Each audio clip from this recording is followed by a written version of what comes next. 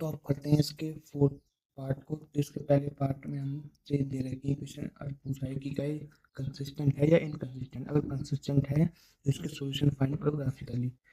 तो x plus 5 minus 5 is equal to 0, and इसमें भी क्या करूँगा मैं 2x plus 2y minus 10 is equal to 0। अब मैं इसका रेशियो लेता हूँ 1/2 is equal to 1/2 is equal to -5 divide by -10। ये भी कितना हो जाएगा 1/2। तो इनके रेशियो आ गए इक्वल, मतलब ये लाइन तो कंसिस्टेंट है बट इसके इनफाइनाइटली मैनी सॉल्यूशन है। तो इसका मुझे ग्राफ करने की कोई ज़रूरत नहीं, क्योंकि इसकी दोनों लाइन कोइंसाइड करने वाली हैं। तो इसके सॉल्यूशन तो बहुत होंगे, तो मुझे ज़रूरत नहीं है। अगर इंटरसेक्टिंग होता तो ही मैं ग्राफिकली फाइंड करता, तो आपको ही पेपर में ऐसे लिख कर आना है। अब इसके दूसरे पार्ट पर आते हैं। इसमें है x minus y minus 8 is equal to 0, 3x minus 3y minus 16 is equal to 0। अब इसका रेशियो निकालता हूँ 1/3 is equal to -1y minus 3 and then -8 divide by -16। तो ये माइनस माइनस प्लस, एंड 8 1 8 8 2 16, मतलब ये a1/a1 b1 b2 इक्वल आ गए। मतलब ये लाइन कैसी है पैरेलल।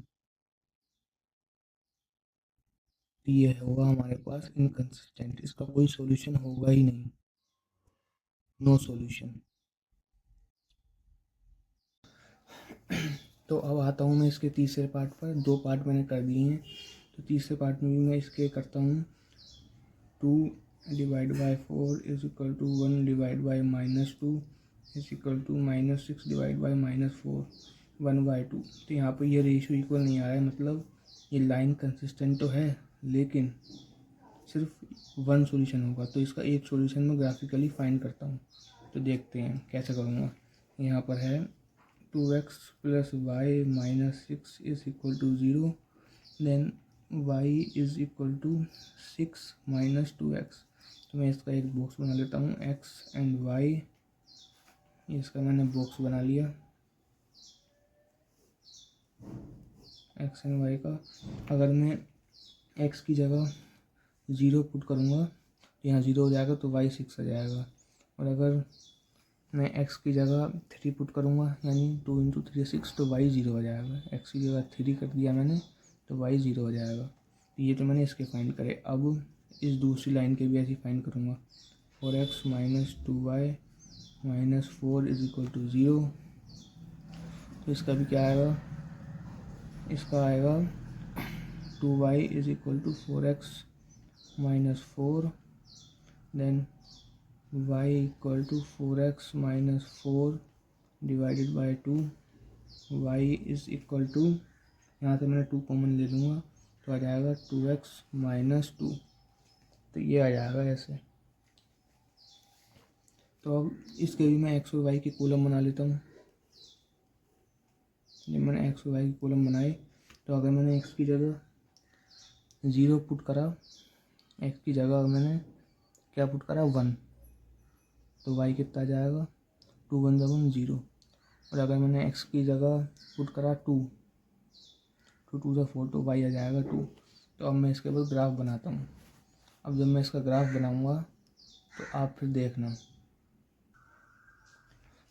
अब मैं इसका ग्राफ बनाता हूँ, तो जब मैं इसका ग्राफ बनाऊँगा तो ये कुछ ऐसा बनेगा।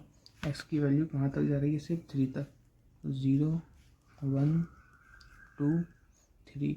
y की कहाँ तक जा रही है 6 तक, 1 2 3 4 5 6। अब बस पुट करना है मुझे। x की वैल्यू 0 तो y की वैल्यू 6, x की वैल्यू 0 तो y की वैल्यू 6, यानी 0,6। देन x की वैल्यू 3 तो y की वैल्यू 0, 3,0। तो ये लाइन ऐसे आ जाएगी,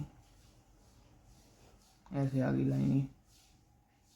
ये लाइन किसकी है, ये है y is equal to 6 minus 2x, इसकी लाइन है। अब मैं ये वाला पुट करूँगा, तो x की वैल्यू 1 एंड y की वैल्यू 2, x की वैल्यू 1 एंड y की वैल्यू 2, 1,2। नहीं, एक्स की वैल्यू 1 पर वाई की वैल्यू 0 है, गलत। ये देखो एक्स की वैल्यू 1 पर वाई की वैल्यू 0, मतलब 1,0 ये रहा। देन एक्स की वैल्यू 2 एंड वाई की वैल्यू 2 ये रही, 2,2। तो ये ऐसे जाएगा।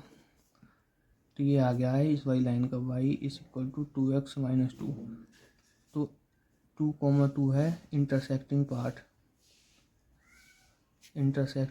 पार्ट। तो इसके सॉल्यूशन क्या हो गए, सॉल्यूशन हो गया इसका 2,2 विच इज़ x की वैल्यू 2 एंड y की वैल्यू 2। तो अब बस इसका फोर्थ पार्ट बताया, फोर्थ पार्ट भी मैं अभी करता हूँ। तो ये है इसका फोर्थ पार्ट। तो इसका मैं रेशियो लिखता हूँ। जो रेशियो लिखूँगा 2y4 is equal to -2y minus 4 is equal to -2y minus 5। ये इससे कट हो जाएगा 1/2 एंड 1/2। तो 1/2 is equal to 1/2 is equal to 2/5। तो ये इन दोनों के इक्वल आ गया, मतलब ये कैसी लाइन है, ये है इनकंसिस्टेंट, इसके होंगे नो सॉल्यूशन। तो हमने यहाँ पर इसका क्वेश्चन नंबर 4 के सारे पार्ट कर लिए हैं। Thank you.